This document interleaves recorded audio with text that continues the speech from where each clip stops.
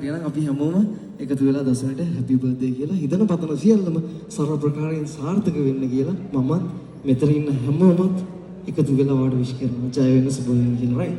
අපි නටමු කට්ටිය නටමු. රයිට් අපි කියමු මොකක්ද කියන්නේ? හැදුනද රිදුනද හිතමගේ. රයිට් අපි නටන්න එන්න කියලා ආරාධනා කරනවා ෆ්ලෝ එකට. කට්ටියම